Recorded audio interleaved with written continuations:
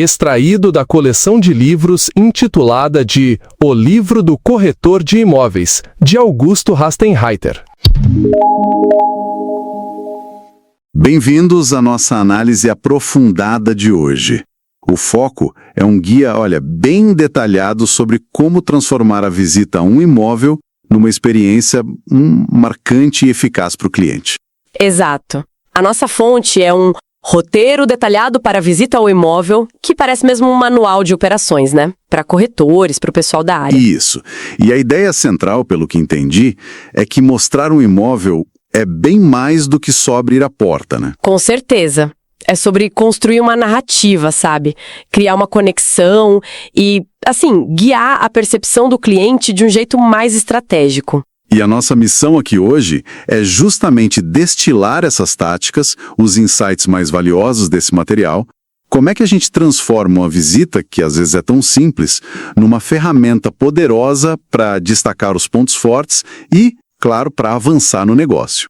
Ok, vamos lá. A preparação parece ser o ponto de partida de tudo, né? Fundamental, sem dúvida. O guia organiza tudo em etapas bem claras. Tem a preparação antes da visita, a condução durante e as ações pós-visita. E essa primeira fase, a da preparação, recebe uma atenção aos detalhes que é impressionante, muito antes do cliente sequer pensar em chegar. Certo, o guia fala em pesquisar o perfil do cliente, entender as necessidades, as expectativas. Isso, parece o básico, né? Sim, o dever de casa sobre o cliente. Mas o que me chamou mesmo a atenção foi o nível de detalhe na preparação do imóvel. Limpeza impecável ao mínimo, certo? Sem sujeira, sem aqueles odores estranhos.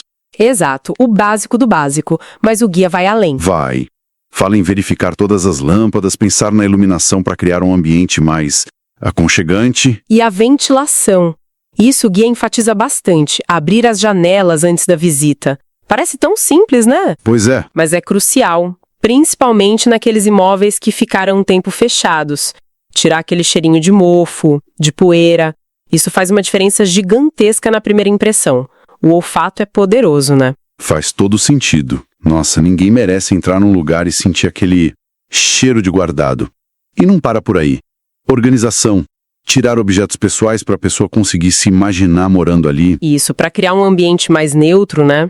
Cortinas abertas para valorizar a vista ou a entrada de luz. Toalhas limpinhas no banheiro, talvez até umas flores frescas. É quase uma produção de cenário. É exatamente isso. Essa preparação toda, tão minuciosa, não é só pela estética. Ela comunica algo importante para o cliente: cuidado, profissionalismo, atenção aos detalhes. Sinaliza que tanto o profissional quanto o proprietário se importam com a experiência de quem está visitando. Isso impacta direto na percepção de valor do imóvel. E tem mais coisa nessa preparação. O guia sugere criar um roteiro personalizado para cada visita, de acordo com o perfil do cliente. E ainda tem um kit de apresentação pronto, com fotos boas, plantas, talvez uma brochura. Peraí, um roteiro para cada cliente. Isso não é, pouco de exagero? Pode até parecer, né? Mas pensa na mensagem que isso passa para o cliente. Mostra que o profissional não está ali fazendo uma visita genérica, sabe? Ele investiu tempo para entender aquele cliente específico e vai focar no que é mais relevante para ele. Entendi. Faz sentido. E o kit de apresentação funciona como um apoio, algo tangível. Reforça as informações, demonstra preparo. No fundo, é sobre controlar a narrativa desde o comecinho e estar pronto para responder perguntas, às vezes antes mesmo delas surgirem. É levar o profissionalismo a sério. Entendi. A preparação é a base de tudo mesmo. Agora, vamos para a visita em si.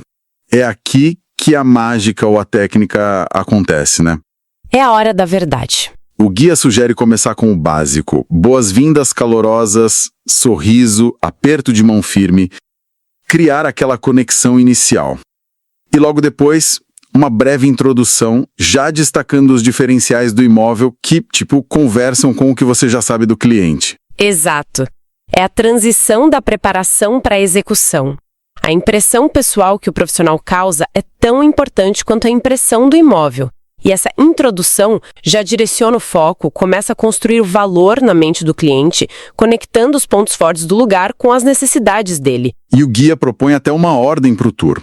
Começar pela área externa, fachada, arquitetura, como o imóvel se encaixa ali na vizinhança, segurança, para só depois entrar e seguir dos ambientes sociais para os privados.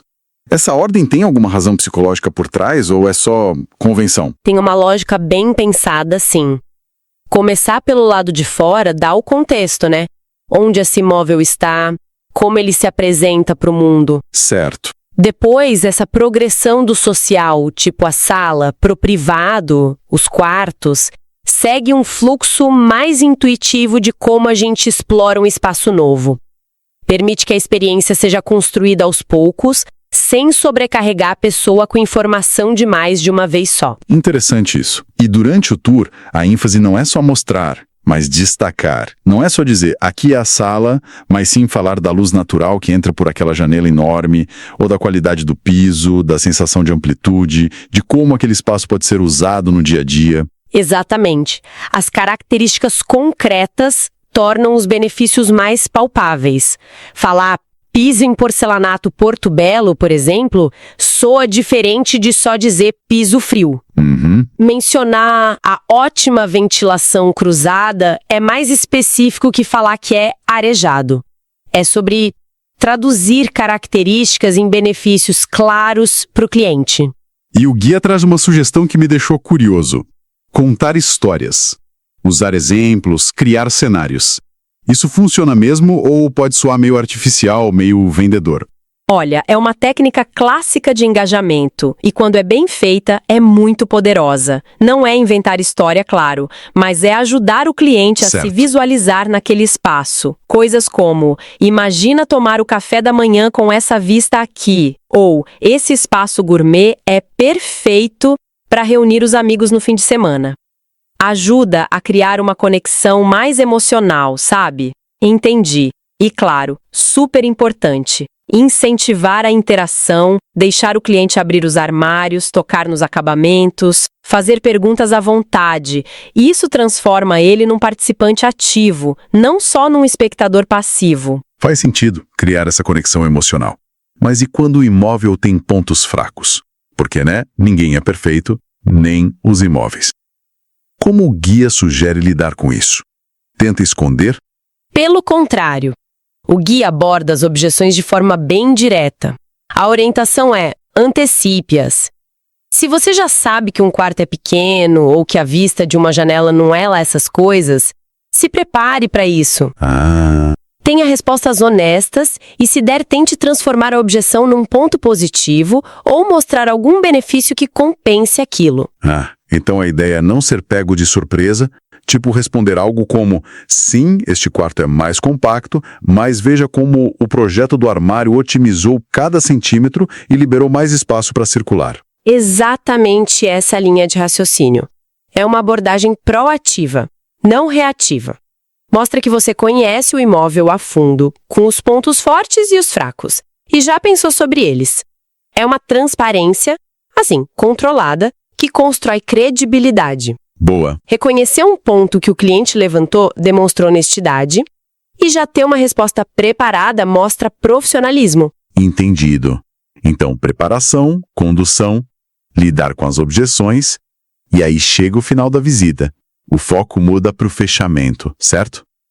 O guia fala em reforçar os principais benefícios e como eles se conectam com as necessidades daquele cliente específico. Esse resumo final é crucial. É o momento de amarrar todas as pontas.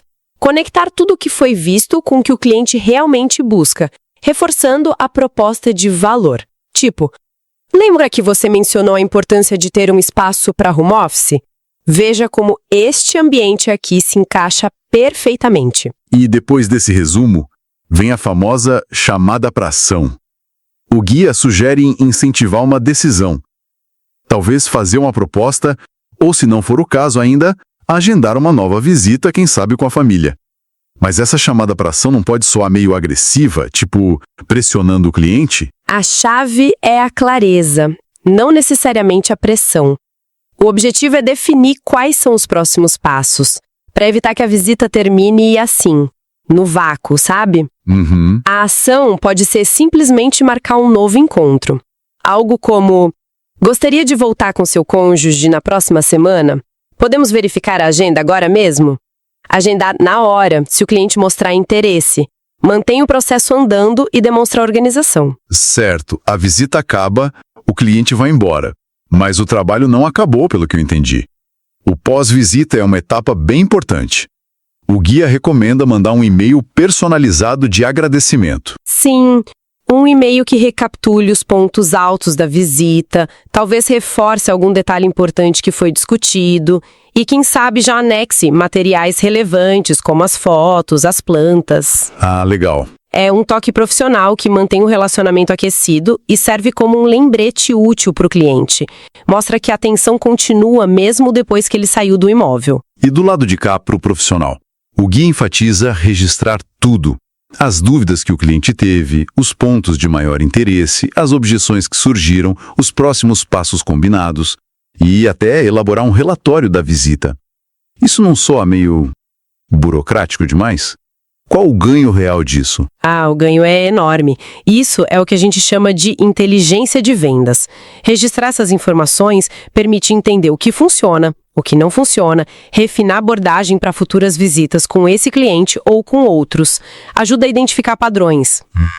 E o relatório ajuda a gerenciar o funil de vendas, a não deixar nenhuma ponta solta, transforma a visita, que poderia ser só um evento isolado, numa peça estratégica dentro de um processo contínuo. Falando em estratégia, o guia também menciona usar tecnologia, tipo tours virtuais ou vídeos de alta qualidade. Isso pode complementar a visita presencial, imagino, né? Sem dúvida. A tecnologia pode ser uma ferramenta excelente de apoio, seja para fazer um primeiro filtro, para a pessoa poder revisitar o imóvel virtualmente depois, ou para mostrar detalhes específicos. Mas é isso, é um complemento. Certo. Dificilmente vai substituir a experiência sensorial e a conexão humana de estar fisicamente no lugar, né? E o guia reforça algo que parece óbvio, mas talvez não seja tão praticado assim. Ser um excelente ouvinte e também adaptar a abordagem. Uma família com crianças pequenas tem necessidades bem diferentes de um investidor, por exemplo. A escuta ativa é fundamental. Muitas vezes é nas entrelinhas da conversa que o cliente revela o que realmente valoriza. Captar essas pistas é o ouro puro. E a adaptação é chave. O que encanta um perfil pode ser totalmente irrelevante para outro. É verdade. O guia também fala em construir relacionamentos de longo prazo. Mesmo que o negócio não feche agora, um cliente que foi bem atendido pode voltar no futuro ou te indicar para outras pessoas.